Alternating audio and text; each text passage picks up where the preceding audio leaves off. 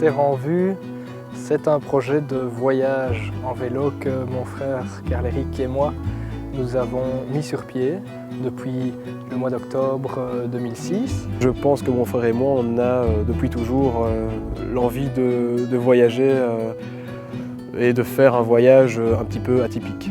Nous avons envie de découvrir d'autres cultures, d'autres paysages, d'autres modes de vie. Et donc nous nous sommes décidés à nous lancer dans une aventure de voyage en vélo d'environ 20 000 km pendant un an. On va partir de Namur, on va descendre par la France, l'Espagne, l'Afrique du Nord, donc Maroc, Mauritanie, Sénégal. Ensuite on prend l'avion jusqu'Ushuaia et de Ushuaia on remonte l'Amérique du Sud via l'Argentine, le Chili, la Bolivie et le Pérou. Et donc on prend l'avion de Lima pour nous diriger vers Los Angeles. Et de Los Angeles, on se dirige vers San Francisco et ensuite direction à l'est pour traverser le maximum de parcs naturels aux États-Unis et ensuite direction Montréal. De là, on reprend à nouveau l'avion pour nous diriger vers la Scandinavie et Oslo en particulier.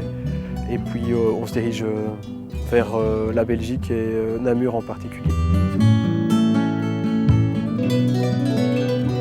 Ce qu'on voulait, c'était effectivement voyager et découvrir, mais en plus de ça, on voulait faire en sorte que ce voyage serve à quelque chose et serve à d'autres personnes qu'à nous.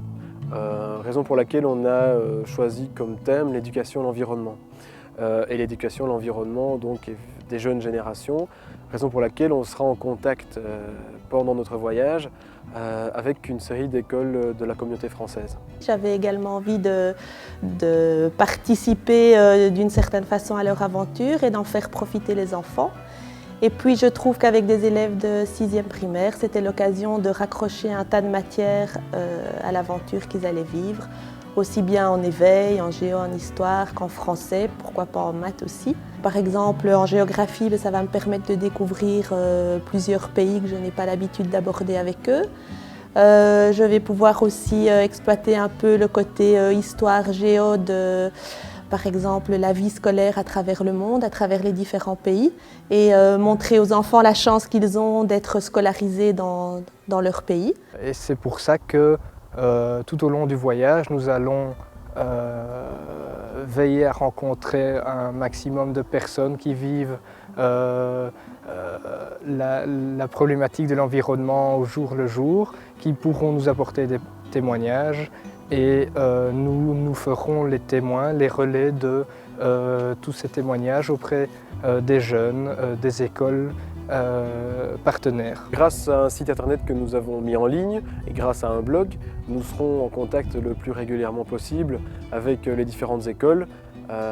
Et donc nous mettrons sur ce site des informations, des interviews, des photos, des vidéos des personnes qu'on rencontre et qu'on rencontrera sur place.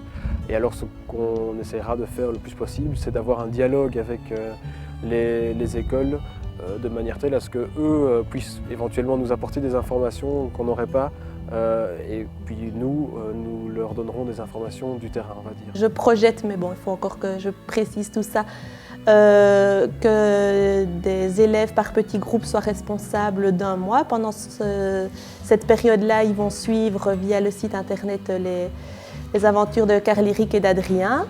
Et puis ils vont leur poser des questions, demander des informations, etc. pour pouvoir ensuite aller relater tout leur périple aux autres classes de 6e.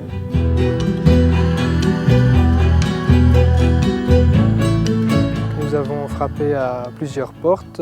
Nous avons le soutien de partenaires privés, de partenaires institutionnels aussi. Et donc on a été ravis de constater que le programme des Nations Unies pour l'environnement nous soutenait dans notre démarche. Le projet Terre en vue m'a tout de suite plu, de par son côté énergisant pour la pensée, énergisant pour l'environnement, énergisant pour chacun d'entre nous. Et j'ai pensé qu'il correspondait bien en ce moment à nos préoccupations quotidiennes en fait. Je considère qu'en parrainant ce projet, Je pense que ces deux jeunes gens sont nos ambassadeurs en quelque sorte et vont aller justement dans des endroits où nous ne pouvons pas aller, où peut-être justement on n'est pas entendu en tant qu'institution et j'ose espérer qu'ils auront toujours l'énergie et l'enthousiasme pour faire passer ce message-là. Grâce à eux, nous aurons différentes personnes de contact dans les pays traversés et nous irons les rencontrer pour qu'ils nous parlent des projets sur lesquels ils travaillent, donc des problématiques environnementales des pays.